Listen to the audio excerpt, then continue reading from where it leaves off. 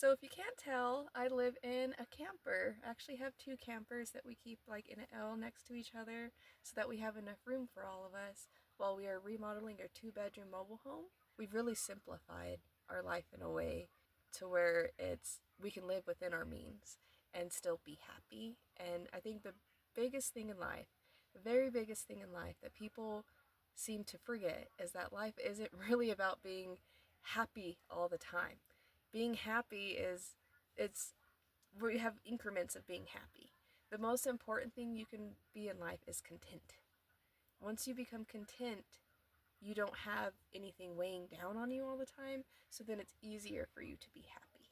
You know, when I turned 30, I felt like I needed to rush and do all of these things because I felt like I was already so far behind. And you're not behind. Everybody does things on their own time frame, on their own path. And some people never do certain things like that are expected of them. So just don't feel like shit. Like it's okay. So don't let anybody ever tell you that you can't accomplish things. It might not be the same way that people tell you you have to do it, and it might not be in the timeline that everybody says that you have to get it done. I am 32. I am still trying to feel like an adult. Just know there are alternative ways of living. There are alternative ways of life. You don't have to have this white picket fence in the city that everybody tries to say that you have to have. Like, if that's what you want and you can get it, like, good, like, awesome, that's good for you. But not everybody wants to live that way. Not everybody wants that nice car and to live in debt, you know? I am totally okay with living a more humble life, and if it means that we are less stressed out, if it means we have less money having to go out to other things, and it just simplifies things. I have been living in a camper for many years now. I would say probably going on like 4 years, and it has been fun. When we first moved here, I was completely off the grid, no water, no electricity, nothing. And we've slowly built our way up. We have water, we have electricity, we have Starlink. It's just a matter of trying just to set a goal and just keep going with it. So if you've thought about getting into the camper life or tiny living, if you have any questions, shoot them at me. I'll try and answer them as best as I can. I would recommend it if you can handle the small quarters. I have issues sometimes. I have a lot of anxiety. Just being in such small quarters really gets to me.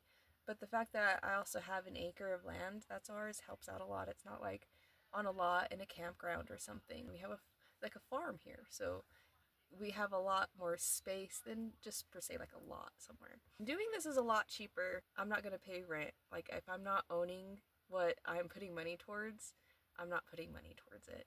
Like, that's just, I don't know. I've rented before, but it's not my deal. I'm not doing it. Sorry. Especially with rent prices these days. That is insane. Rent is more than mortgage half the time.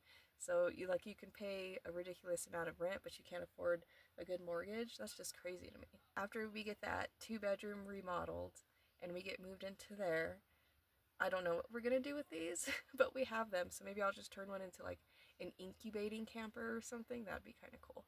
And it's just working our way up. Eventually, that two-bedroom mobile home might be too small. I might want something better or nicer. I might want like an actual sticks and bricks house or something.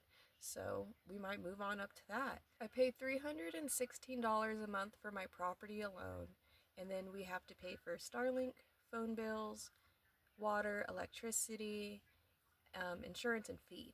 So we don't have that big amount of money that is constantly due every single month. $1,000 that has to go somewhere every single month.